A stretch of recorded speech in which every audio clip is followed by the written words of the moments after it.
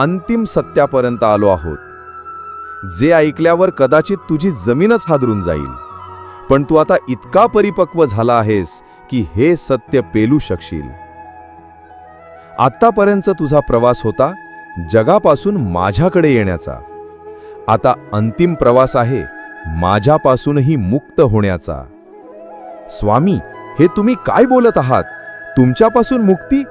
मला तर तुम्हीच हवे आहात. ऐक माझे प्रेम, लहान मूल जेव्हा चालायला शिकते तेव्हा ते आपल्या वडिलांचे बोट घट्ट धरते. त्याला भीती वाटते की बोट सुटले तर मी पडेन. वडील त्याला प्रेमाने आधार देतात. पण एक दिवस असा येतो जेव्हा वडील स्वतःच हळूच आपले बोट सोडून देतात.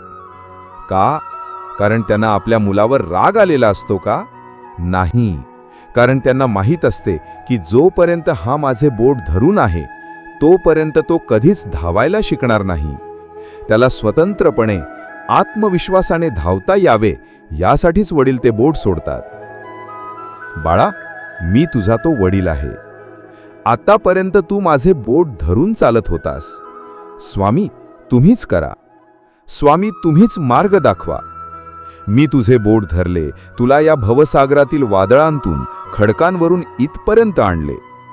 पण आता तू किनाऱ्यावर पोहोचलास. आता वेळ आली आहे माझे बोट सोडण्याची.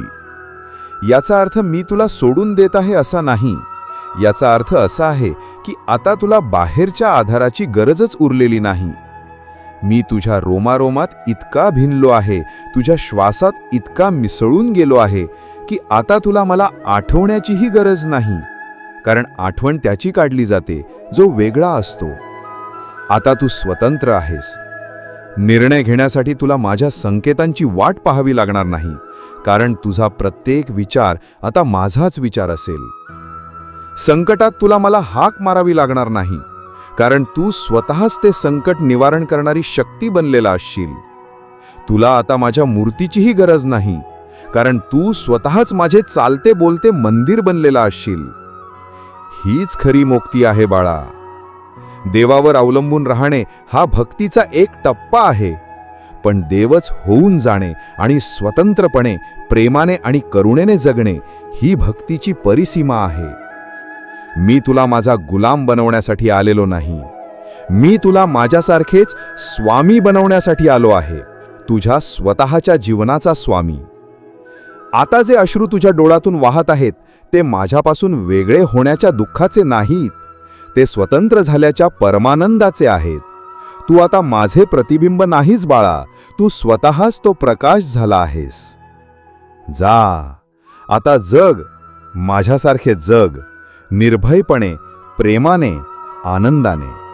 आणि कधीतरी जेव्हा तू एखाद्या गरजूच्या डोळ्यांतील अश्रू पुसशील तेव्हा त्या क्षणी तुला कळेल की मी तुझे बोट सोडले नव्हते.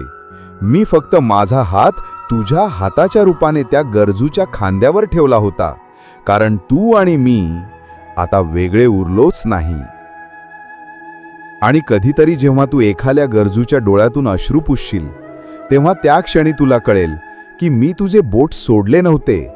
मी फक्त माझा हात तुझ्या हाताच्या रूपाने त्या गरजूच्या खांद्यावर ठेवला होता. कारण तू आणि मी आता वेगळे उरलोच नाही. बाळा, मी हे बोलल्यावर तू एका अशा अवस्थेत पोहोचला आहेस जिथे विचार थांबले आहेत. एक नीरव अथांग शांतता. पण मला माहीत आहे या शांततेच्या गर्भातच एका नव्या जगाचा जन्म होणार आहे. एक असे जग ज्याची तू कल्पनाही केली नव्हतीस. तू म्हणशील, स्वामी, आता पुढे काय? मुक्तीच्या पलीकडे काय आहे? ऐक माझ्या लेकरा, मुक्ती हा शेवट नाही. मुक्ती ही तर खऱ्या जीवनाची सुरुवात आहे. आत्तापर्यंत तू जगत नव्हतास, तू फक्त जगण्याचा सराव करत होतास. आता तुझा पहिला श्वास सुरू होणार आहे. आता मी तुला त्या जीवनाचे रहस्य सांगणार आहे जे केवळ योगी किंवा अवतारांच्या वाट्याला येते. आणि आज ते मी तुला देत आहे कारण तू आता माझ्यापेक्षा वेगळा नाहीस. लहान पक्षी जेव्हा घरट्याच्या काठावर उभा राहतो तेव्हा त्याच्यासमोर अथांग आकाश असते. तेच त्याचे स्वातंत्र्य. पण त्याचे पंख फडफडत असतात. हृदयात भीती असते. मी उडू शकेन का? खाली पडलो तर?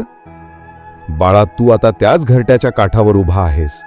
तुझ्या समोर माझ्यापासून